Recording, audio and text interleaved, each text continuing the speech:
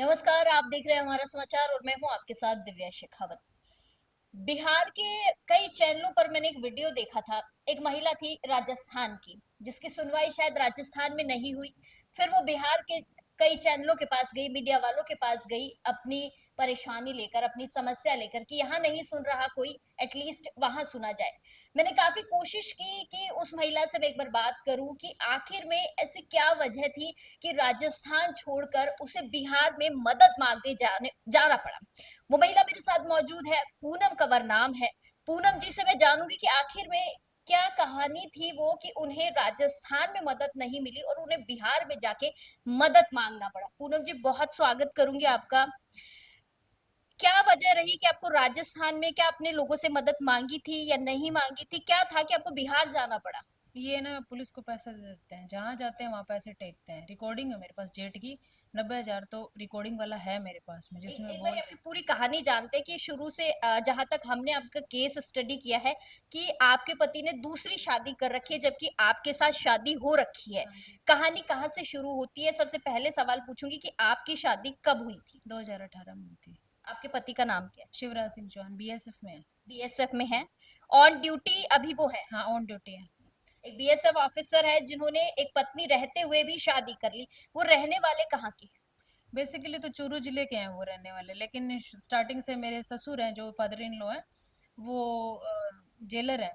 तो जहाँ ड्यूटी रहती है वहाँ फैमिली को रखते थे वो। हम्म, जैसे मुझे बताया गया, मैं खुद नहीं जानती भाई वो कहाँ रखते थे, लेकिन सुरतगढ़ में उनकी जो ड्यूटी, जब मेरा रिश्ता तय हो रहा था तब सुरतगढ़ में उनकी ड्यूटी थी। तब वो मेरे फादर की दुकान पर ही आ गए थे। हम्म, तो फादर की दुकान पर आ गए तो उन्होंने बोला कि भाई रिश्ता कर लो आप। तो पापा बोलते ठीक है, आप लड़के दिखा दो मैं कर लूंगा। बड़ा लड़का पापा को पसंद नहीं आया, पापा ने रिजेक्ट कर दिया। दूसरा लड़के के लिए पापा ने हाँ भर दी, जबकि पापा को नहीं पता था कि भाई ये जॉब करता है कि नहीं करता है। हम्म, क्योंकि बड़ा जो लड़का था वो उम्र में काफी बड़ा लग रहा था, तो पापा बोलते मैं हम उम्र लड़के को देखूंगा। हम्म, तो मे बी वो मेरे जो जेठ है उसको खुन्नस हुई है कि इस लड़की ने या इसके फादर ने मेरे को रिजेक्शन दे दी, जबकि मैं तो देखा भी नहीं मेरे जेठ को, तो रिजेक्शन मेरी तरफ से तो था ही नहीं। हम्म, ना हाँ थी ना रिजेक्शन था, तो मेरे फादर ने उसके लिए रिजेक्ट कर दिया उसको। हम्म, फिर जैसे रिश्ता हो गया, उनसे मांग पूछ ली भाई तुम्हारी कोई मांग है कि नहीं है, जैसे दो हाथ का गहना ये राजपूतों में होता ही है, हमारे समाज के अंदर हमारे। तो उन्होंने बोला हमारी कोई मांग नहीं है, क्योंकि इनको पहले ही पता चल के देने वाले को ये देंगे नहीं कुछ। हम्म, तो फिर मेरे फादर ने बोला अभी बोल दो साहब, हम्म, बाद में मैं कुछ नहीं दूंगा। और बाद में फिर मैं बुरा भी बोल दूं कि आप बीच फेरोगे, बीच में डिमांड करोगे तो जाने नहीं दूंगा साबुत में। हम्म। तो बोलते नहीं हमारी कोई डिमांड नहीं है। शादी होगी, अगले दिन ही मुझे मेरे हस्बैंड के बारे में ये पता चल गया भी इसका कोई और लड़की के साथ नाजायज संबंध रहा है 2011 से। और उस लड़की का किसी और के साथ, मेरे हस्बैंड के दोस्त के साथ नाजायज रिलेशनशिप रहा है, नाजायज संबंध रहा है। ये चीज आपको शादी के अगले दिन पता हाँ, चलती अगले है? दिन ही पता चल गई थी कि भाई मेरे नहाने के लिए मेरे हस्बैंड गए थे, तो जो मोबाइल था उसमें पासवर्ड था, लेकिन जब कोई कॉल आएगी तो वो, या फिर कोई मैसेज आएगा तो वो मतलब मोबाइल जगता और बुझता, जगता बुझता, तो बारी बारी मेरी नजर उस फोन पर जा रही थी। हम्म, फिर मैंने उठा के वो मैसेज देख लिए कि वो हेडिंग सी आती जा रही थी, गालियां गुलियां कुछ ऐसे। हम्म, मैंने हस्बैंड से पूछा भाई ये क्या है, तो उसने बताया नहीं। मैंने कहा ठीक है, तो फिर नहीं बताना तो घर वालों को बताना, भाई सीधी सी बात है, आप घर वालों को बताओ। तो हम्म, उन्होंने फिर है ना बता दिया मेरे को कि मेरी गर्लफ्रेंड रह चुकी है, रिलेशनशिप रहा है, मेरा शारीरिक संबंध रहा है। तो मैंने बोला मेरे को क्यों नहीं बताया पहले आपने, हम्म, पहले बताना था। आपको लड़कियां बहुत, मेरे को लड़के बहुत, मेरे माता पिता किसी और से करते हैं मेरी शादी। तो कहते मेरी गलती होगी, अब नहीं होगा ये सब कुछ। हम्म, फिर इसके जो फैमिली वगैरह थी ना, मेरे हस्बैंड की जो फैमिली है, बहन है, ब्रदर है, ज्यादातर ये, तो ये इसको कहने लगे शिवे अब ये तेरे को दबाएगी, नौकर बना करके रखेगी, हम्म, कि भाई तू इसकी नजरों में कैरेक्टरलेस साबित हो गया, हम्म, अब ये तेरे को दबाएगी। तो फिर वो अपने लेवल पर लाने के लिए मेरे को भी कैरेक्टरलेस बनाने की कोशिश करने लग गया वो, हम्म, लड़ाई झगड़ा करने लग गया वो। खुल के बोलता था कि तू मुझे दबाना चाहती है। मैं बोला मैं क्यों दबाऊंगी, आप सही रास्ते पर चलो, हम्म। मैं किस लिए दबाऊंगी। तो ऐसे करके फिर मारपीट करना, दहेज की मांग करना, ये भी होने लगे साथ में। अच्छा, आपके जो पति के, आपके ससुराल वाले हैं, उनके घर वाले, उनको इस बात की जानकारी थी कि हाँ आपके शुरू पति से। का चक्कर चल रहा है किसी हाँ से? शुरू से मेरे जो ससुर है उस लड़की के घर भी जा चुके हैं, ये जयपुर की रहने वाली है। हम्म, और जगतपुरा की उसकी लड़की के घर में गए थे, मेरे पति ने साफ बोल दिया था मैं इस लड़की से शादी करना चाहता हूँ। हम्म, तो फिर मेरे ससुर को दिखा कि कोई दिला नहीं तो है नहीं इनके पास, उन्होंने साफ बोल दिया हमारे पास लड़की लड़की है। हम्म, फिर मेरे ससुर ने मना कर दिया शादी से। हम्म, तो इनको पहले से पता थी, पूरी फैमिली को पता थी। यहाँ तक कि अब भाई बड़ा हो जाता तो उसका बैग नहीं चेक होता, शादी के बाद तो बिल्कुल भी नहीं होता। जो मेरी ननद है वो बैग तक चेक करती है हम्म, मेरे पति का। अब एक दिन तो मैंने इशारा कर दिया, मैंने कहा वो बैग के अंदर वो कंडोम पड़े हैं, हम्म, इशारा किया, मैंने कहा पकड़ो उस बैग को खींचो। हम्म, अब वो देखे ना मेरा हस्बैंड मेरी तरफ, हम्म, फिर मैंने उसको मैंने कहा भगवान ये किसी तरह देखे दीदी का हाथ जा रहा है बैग के अंदर, अब चैन खोल लेगी वो दूसरी वाली भी। हम्म, फिर उसने बोला जीजा मेरे हाथ क्यों, बैग को क्यों हाथ लगा रही है। हम्म, मैंने कहा थोड़ा पर्दा होना चाहिए भाई बहन के बीच में भी इन चीजों का, हम्म, पर कोई पर्दा नहीं है उनके बीच में। हम्म, वो तो बेशर्म होके बहन भी पूछ लेती है कि बिस्तर पर ये दाग किस चीज का लग गया शादी के अगले दिन। हम्म, बहुत कुछ मतलब हमने सहन किया, हम देख देख के पागल हो जाते थे उनको कि ये कैसी बहन है जो ऐसे सवाल पूछ लेती है भाई से, हमसे पूछ लेती है ऐसे सवाल। हमने हमारी लाइफ में ऐसा कहीं नहीं देखा कि बहन का इंटरफेयर इतना, बिस्तर तक इंटरफेयर नहीं होता। हम्म, लड़ाई झगड़े में होता है लेकिन बिस्तर में इंटरफेयर नहीं होता बहन का। हम्म। चीजें कब बिगड़ने लगी? दूसरे दिन से बिगड़ने लगी चीजें तो, शादी के दूसरे दिन से दूसरे दिन से बिगड़ने ही ताने मारना, तू इसकी जेठानी की तरफ पीट करके बैठ गई है, इसने 7वें दिन तो मुझसे बीच बाजार में गंदी गंदी गालियां निकाली मुझे। लगी। मैं रो रही थी। हम्म, उस दिन मुझे ये एहसास हुआ कि मैं बहुत बुरी जगह फंस गई। हम्म, ये तो मुझे गालियां निकाल रहा है, जो मेरी शादी से पहले मेरी इज्जत करता था आज मुझे गालियां निकाल रहा है। मतलब इसके दिमाग में ये कीड़ा हो गया कि ये तो करेक्टरलेस है नहीं, रीना ये कभी होगी। अब मैं इसकी नजरों में या तो ऊंचा उठूं हम्म, या इसको नीचे लाऊं, तो इसने यही सोचा कि इसको नीचे लेके आता हूँ। हम्म, ये अपने जीजा जी की तरफ मुझे आकर्षित करने की कोशिश करता था। देख फोटो में मेरा जीजा देख कितना सुंदर दिखता है, मेरा जीजा देख कितना, तेरे जीजा से मेरे को क्या लेना देना, हम्म, कितना ही सुंदर हो, मेरे लिए तो तू सुंदर है। तेरे साथ सात फेरे लिए, 2 बच्चों का बाप के साथ मैं क्या करूंगी, हम्म, शादी तेरे साथ की है तो तेरे साथ ही होगा मेरा जो कुछ होगा। हम्म, तो इस तरह के इसके थे। इसने अपने दोस्त को भी एक दिन बोल दिया था कि मैं मेरी बीवी की सेटिंग किसी गैर मर्द से करवाना चाहता हूँ ताकि इसको जाड़ तले दबा सकूं। हम्म, इस तरह की थी इसकी मतलब, और ये बात हमें बाद में पता चली, ये जो मतलब सेकंड मैरिज केस किया ना उसके बाद में हमें पता चली बातें। हम्म। अच्छा एक बात बताइए, जब आप दोनों के केस बिगड़ने लगे तो आप अपने घर वापस कब गई और आपने कब ये डिसीजन लिया कि मुझे अब इसके खिलाफ एक्शन लेना है? मैं घर वापस नहीं गई, इन्होंने घर से निकाला मुझे। हम्म, पहले 2019 में मैंने मुकदमा किया था मारपीट की, उस लड़की ने मुझे फोन भी किया कि 5 दिन तेरा आदमी मेरे पास सो के आया है।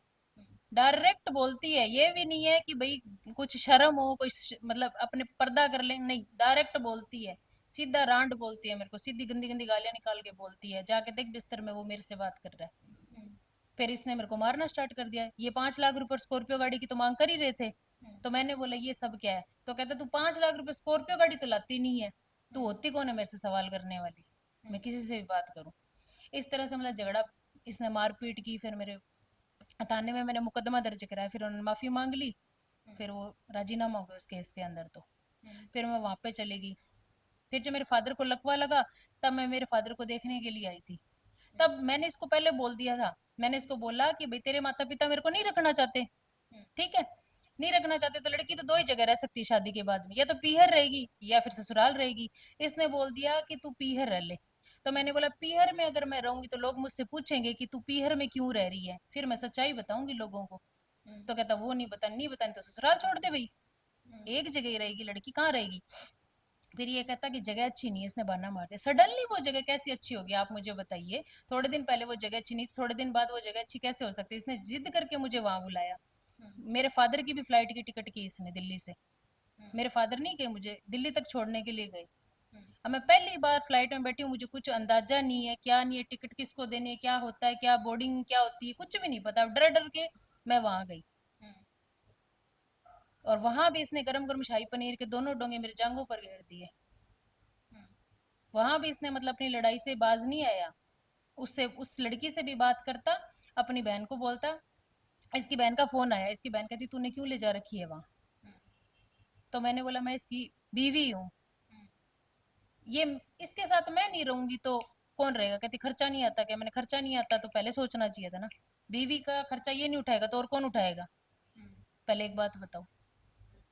तो फिर इसने बोला मेरी बहन से ऐसे कैसे बात की, मैंने कहा, गाली गलौज तो की नहीं, बात की बात होती वो तो कहूंगी मैं, जायज बात है, अभी तेरी लुगाई हूं मैं, हम्म, बाहर राह चलती औरत थोड़ी ना हूँ।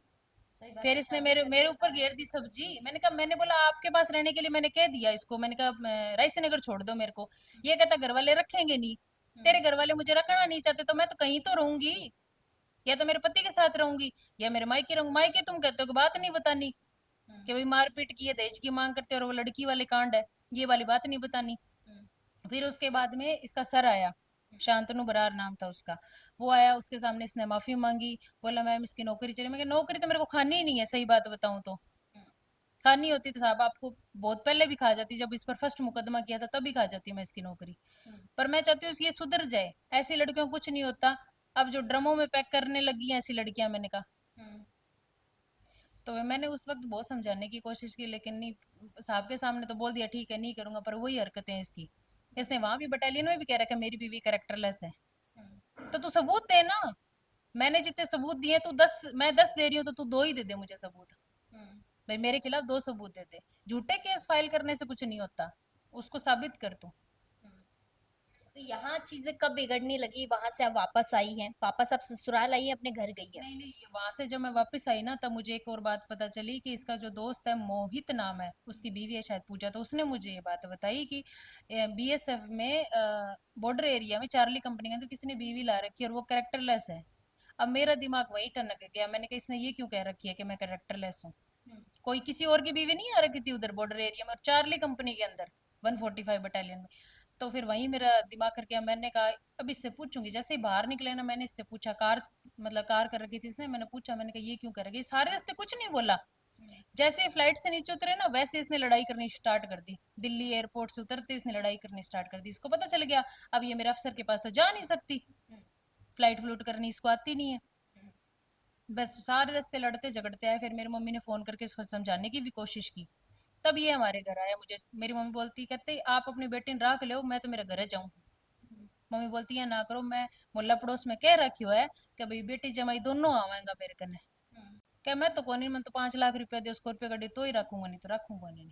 मेरी मम्मी ने इसके पैर पकड़े, विनती की, तब ये मेरे घर पे आया। वहां पर, वहां मुझे सिर्फ है ना 13 तारीख को गाली गलौज मेरी माँ के साथ भी की, मेरे साथ भी, छोड़ छाड़ के रायसी नगर अपने घर चला गया था ये। मुझे तो यही कह के गया कि रायसी नगर जा रहा हूँ, रायसी नगर गया। जब मैं वहां गई ना 15 तारीख को, मैं गई इसको समझाने के लिए, मैंने बोला मैं इसी घर में रहूंगी। तब मेरे ससुर ने, प्रभु सिंह है मेरे ससुर, सास है श्री कंवर, और पति, इन तीनों ने मारपीट करके मुझे बाहर से निकाला। थाने में ये रुपए देते किसको दिए, दोनों बार एक ही था थानेदार, उसी के पास रुपए गए हैं। किसके थ्रू गए हैं वो भी पता है, उस बंदे ने हमें बता भी दिया कि मेरे थ्रू पैसे गए हैं। आपने एक जगह जिक्र किया है, मैंने आपके एक इंटरव्यू में देखा है कि आपके जो जेठ हैं उन्होंने भी आपके साथ कई बार जो है संबंध बनाने की कोशिश की, क्या ये बात सच है? संबंध की तो जैसे आप, इंट्यूशन वही था एक तरह से इनका। इंट्यूशन इंटेंशन मतलब वही था इनका कि शादी के जैसे सुहागरात जैसे बोलता है ना, जैसे शादी के जिस दिन हमें पति पत्नी को एक कमरे में भेजा जाता है, तो नेक्स्ट डे ये, तो उस दिन उसकी भी शादी थी, मेरे जेठ की भी शादी थी। तो नेक्स्ट डे वो सुबह सुबह पूछता कि सुहागरात कैसे मनाई, मेरे से पूछता। अब मैं, घूंघट था चेहरे के ऊपर, हक्की बक्की रहेगी। अब इधर से मेरा हस्बैंड साइड से निकल के आया, तो उसको भी पूछा जाता, उसको भी पूछा जा रहा था कि और शिवे क्या किया नाइट में, तू 2 साल का बच्चा है, इससे तो 2 जगह बड़ा है, तेरे को नहीं पता। अब यही बात मैंने मेरी ननद को बोली कि तू होती कौन है इन दोनों के बीच में बोलने वाली। ये तो भाई भाई आपस में बात करें, मैं करो लाख करो, पर मेरे शरीर से रिलेटेड कोई बात नहीं होनी चाहिए। जो बात मेरे पति को पता होनी चाहिए वो मेरे जेठ को नहीं पता होनी चाहिए। एक लड़की की ये बात उसकी माँ को पता हो सकती है, बचपन तक उसके पिता को पता हो सकती है, बाद में डॉक्टर होता है उसको पता हो सकती है, पति को पता हो सकती है, इनके अलावा और किसी को नहीं पता हो सकती ये बातें। ये मेरे जेठ को कैसे पता हो सकती है बातें, और इसका क्या हक बनता है ये बातें पूछ रहा है। तो वो बोलती है तो करेंगे बातें।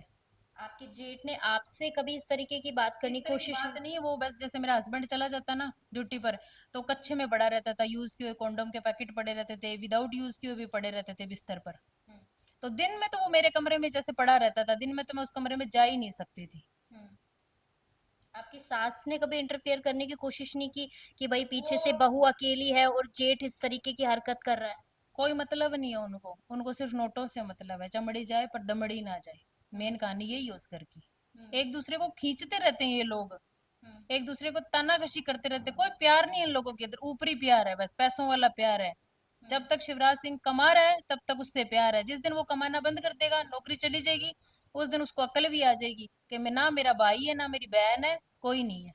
बिहार जाने की वजह क्या रही, वहां क्यों गई आप? वो वजह यही है कि ये पैसे खिला देते हैं, हर कहीं जहां भी मदद मांगने गई वहां ये पैसे खिलाते हैं, वहां ये नेताओं की जानकारी करा देते हैं, तो वो कॉल करके कह देते हैं हम्म।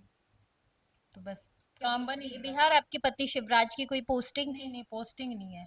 मतलब यहाँ मैंने मदद वहां पर, मैंने सोशल मीडिया पर एक चैनल देखा, उसके अंदर एक आर्मी का ही जवान था सूर्यकांत, और एक शांति कश्यप का ऐसे कोई मामला चल रहा था। उसको देखते हुए मुझे 1 डेढ़ महीना हो गया था। तो धीरे धीरे जैसे सारे, जैसे आप हो, आपकी तरह कोई और रिपोर्टर, ऐसे ऐसे करके एक एस के सिंह मगधाइना चैनल आता है, हम्म, उनका मैंने देखा। फिर मैंने देखा अभी ईमानदार आदमी होना चाहिए जो निष्पक्ष जांच करे, ना तो मेरी साइड हो ना मेरे पति की साइड हो, जो गलत हो उसको लताड़े, वो ऐसा आदमी चाहिए मेरे को। हम्म, तो वो आदमी बिल्कुल ऐसा ही निकला। हम्म, तो मैंने बोला सर यही है, तो वो बोलता देखो पूनम आपकी गलती हुई ना, तो फिर मैं आपको ही लताड़ूंगा। मैंने कहा कोई बात नहीं लताड़ो, पर मैंने कहा हम मीडिया में नहीं आना चाहते, हम्म, आप एक बार मेरे हस्बैंड से बात कर लो। 1.5 घंटे उस आदमी ने मेरे हस्बैंड से बात की, क्यों वो 1.5 घंटा अपना वेस्ट करेगा, अपना काम धंधा करेगा। सही बात हाँ, उसने 1.5 घंटे बात करके समझाने की कोशिश की आपकी बीवी मीडिया में जाएगी। उसने साफ कह दिया जाए तो जाए, कोई बात नहीं। उसने सोचा कोई सबूत नहीं है, कोई एविडेंस नहीं है। है। मैंने कहा 6 महीने जयपुर के अंदर ऐसे ही नहीं खपाए, कभी 2 महीने, कभी 1 महीने, कभी 15 दिन जयपुर में ऐसे आए हैं, पैसे लगे हैं जयपुर में, तो ये एविडेंस कलेक्ट करने में ही लगे हैं, हम्म। ऐसे नहीं लगे। आपके हस्बैंड ने आपके भी साथ कभी कोई अभद्र व्यवहार करने की कोशिश की हो? क्योंकि मैंने वो आपके तो जी कई सारे अननेचुरल सेक्स की मांग होती है उसकी, हम्म, कि भाई वो कल्पना शर्मा करने देती, तू नहीं करने देती। हम्म, दारू की मांग होती है कि 10,000 की बोतल लेकर के आऊंगा, दोनों प्याले से प्याला वो बिढ़ा के, क्या होता है सिस्टम, वैसे पियेंगे। मैंने बोला तेरे को पीने है तो तू पी, हम्म, हम तो नहीं पियेंगे। हम्म, और ये मैं करने नहीं, तो उसने जबरदस्ती की हुई है 2 बार, दो या 3 बार मेरे साथ जबरदस्ती की हुई है। हम्म। एक तो मई में की हुई है, मई 2019 में, और एक जब मैं वहां थी तब की हुई है, हम्म। अगरतला में। तो इस बारे में आपने कभी अपने माता पिता को बताया? माता पिता को नहीं बताया मैंने। हम्म, जब मेरे बाद में बताई मैंने ये बात, तो माता पिता को भी नहीं पता कि ये होता क्या है। सही बात बताऊं तो ईमानदारी से इनको नहीं नहीं पता पता, था क्योंकि ये उसको। पढ़े लिखे ज्यादा नहीं है, इनको नहीं पता कि ये चीज होती क्या है। हम्म, तो फिर मैंने बताया कि भाई मैंने थाने में मुकदमा किया, तो मैंने, वो थाने वाले पूछने लगे क्या मैटर है, मैंने कहा ये मैटर है। मेरे को तो ये भी नहीं पता था कि इसका नाम क्या है, मैंने तो उनको साफ भाषा में बताया, लेडीज जो कांस्टेबल उसको बताया भी ये ऐसे ऐसे करता है मेरे साथ में। तब उन्होंने बोला ये तो इसमें आता है। हम्म, क्योंकि मैं मैडम देखो कुएं की मेंढक रही हूँ घर के अंदर ही, मेरी दुनिया मेरे माता पिता के आर पार घूमती है। माता के साथ ही बाजार जाना, माता के पिताजी के साथ ही बाजार से आना, ये है। हम्म, अब तो मैं फिर भी अकेली जाती हूँ, स्कूटी पर अकेली चली जाती हूँ मार्केट, तो इनको क्यों तंग करूँ। माँ को मेरे कैंसर हो गया इसकी वजह से। हम्म। अच्छा, यहाँ आपने केस दर्ज करवाया, क्या मदद मिली अभी तक आपको? क्योंकि अभी तो 2019 से आप कह रही हैं, तो लंबा ही समय हो गया इस केस को तो चलते हुए। 2020 में दूसरा मुकदमा दर्ज कराया था मैंने, हम्म, वो चल रहा है केस। 2 साल कोरोना काल चल गया, उसमें कोई सुनवाई नहीं हुई। हम्म, बाकी ये पैसे पूसे दे देते तब भी सुनवाई खास नहीं होती है। उसके बाद में 2022 के अंदर मैंने सेकंड मैरिज केस दर्ज करवाया, उसमें पुलिस ने माना है कि इसने दूसरी शादी की है। हम्म, जब पुलिस हर वक्त इनका साथ दे रही है, तो फिर इस केस में क्यों नहीं साथ दिया भाई? क्योंकि पुलिस ऑफिसर बदल गया, हम्म, वो जो पहले वाला था वो तो था नहीं, दूसरा आ गया कोई और। तो उसने अपनी जांच की, वो जयपुर भी आए, इस लड़की के बयान भी उन लेकर के गए हैं वो। हम्म। ये साबित हो गया है कि शिवराज ने दूसरी शादी कर हाँ रखी है और वो पुलिस ने, कल्पना उसकी पत्नी है। हाँ पुलिस ने मान ली ये बात, कोर्ट में साबित करनी है अब ये बात। वो दोनों नहीं मान रहे अभी तक इस बात को। हाँ वो दोनों ये कहते हैं, पहले तो उसने बोला कल्पना ने मीडिया में, एस के सिंह सर के पास में है, कि मेरा शिवराज से कोई कनेक्शन नहीं है। शिवराज का भी ये कहना है, उसकी ऑडियो रिकॉर्डिंग है, कि मेरा कोई लिंक ही नहीं है कल्पना से, अब शादी से पहले था, पहले मेरी गर्लफ्रेंड रह चुकी है ये, अब मेरा कोई लिंक नहीं है। जब तेरा लिंक नहीं है तो पिछले साल की होली, 2024 की होली क्यों मनाई तूने उन लोगों के साथ में? उसके भाई को रंग लगा रहा है, उसके चाचा ताऊ के लड़के को रंग लगा रहा है, उसके जीजा को तू रंग लगा रहा है, क्या कर रहा है तू? तू जयपुर क्यों आ रहा है जब तेरा कोई लिंक ही नहीं है, तेरी कोई रिश्तेदार तेरा जयपुर में नहीं रहता, तो तू किस लिए, तू उसके ताया की लड़की की शादी में किस लिए आता है? हम्म, उनके साथ फोटोएं क्यों है तेरी? हम्म, बर्थडे क्यों मना रहा है? उसका, उसके भाई का बर्थडे आता है 11 जनवरी को, और ये 9 जनवरी को छुट्टी ले लेता है। हम्म, इस लड़की का बर्थडे आता है 22 जून को, 21 जनवरी को ये छुट्टी ले लेता है। हम्म, और ये जून जुलाई महीने में सबसे ज्यादा छुट्टी लेता है, क्योंकि जून में उस लड़की का बर्थडे आता है, और जुलाई महीने में इसने शादी की हुई उस लड़की के साथ में। हम्म, और अभी भी बातचीत हुई है, मैम की, करणी सेना वाली मैम, उनसे बात हुई है, तो उनको कहता है मैं जून जुलाई में छुट्टी आऊंगा। हम्म, अभी भी मतलब जून जुलाई का ही नाम ले रहा है। हम्म। आपने कभी उनके कर्नल, मेजर, उनके बटालियन के उनको किसी मैंने अधिकारी से बात की? मैंने लेटर लिखा है, डीजी ऑफिस है ना जो दिल्ली के अंदर जो बड़े बड़े अफसर बैठते हैं उनको भी मैंने लिखा है। इसके सीईओ जो राजीव उदित उनको ईमेल भी किया था मैंने, और लेटर भी लिखे हुए हैं। लेटर मेरे पति की रिकॉर्डिंग पड़ी है कि तूने लेटर भेजा है कि नहीं भेजा है, तूने लेटर भेजा है ना, मेरे को शिकायत की है। ये रिकॉर्डिंग में एसके सिंह सर के पास भी इसने मेरे को बदनाम करने के लिए मेरे अफसरों के पास लेटर भेजा है। तो लेटर गया है ना, वो खुद हाँ भर रहा है, इसका मतलब है लेटर जा चुका है, ईमेल जा चुका है, ईमेल का जवाब मुझे नहीं मिला। 2020 में ईमेल किया था मैंने, ईमेल का जवाब नहीं मिला। लेकिन अब ये मामला हाईलाइट हुआ ना बिहार से, तब फिर मैंने दोबारा वो ईमेल उसके अंदर एडिटिंग करके, मतलब कुछ और लिखा मैंने उसके अंदर, और फिर मैंने वो दोबारा भेजा। फिर उसके बाद में हाँ, वो जो मामला हाईलाइट हुआ ना, तब उन्होंने मुझे जवाब दिया कि ये कह रहा है कि मेरा कल्पना शर्मा से दूसरी शादी नहीं की है, पुनः मुझे मानसिक रूप से प्रताड़ित करती है बस। आप क्या चाहती हैं, राजीनामा करना चाहती है या उस व्यक्ति के साथ रहना नहीं चाहती है, मैंने आपकी कभी क्या? रहने से इनकार नहीं किया, मेरी दो ही बात रही है, या तो ये सुधरे, सुधरने का मतलब पूरी तरह से सुधरे, ये नहीं है कि आज ये करे फिर कल कल को वही रांडी रोना दोबारा से शुरू कर देगी, ठीक है, पीठ पीछे धोखा देता रहे या फिर मेरे को ड्रम में पैक कर देगी। ये सब कुछ नहीं होना चाहिए। कल को मेरे को नशे की चाय के अंदर कुछ मिला करके दूसरे लड़के के साथ फोटो खींच कर कह दे देख लो मेरी बीवी दूसरे के साथ है, ये सब कुछ नहीं होगा। ये डर है आपको? हाँ, ये डर है इस चीज का, ये खुद खुलेआम कह चुका है ये अपने दोस्त को कि मैं इसकी सेटिंग किसी और से करवाना चाहता हूँ। जब ये खुलेआम जो कह चुका है आदमी, तो ये कर नहीं पाए, करेगा नहीं क्या ऐसी हरकतें। और दूसरी ये है कि अगर ये नहीं मानता तो इसको जेल भी कराओ, इसको जेल भी करवाऊंगी मैं, और इसको नौकरी से भी उतरवाऊंगी मैं।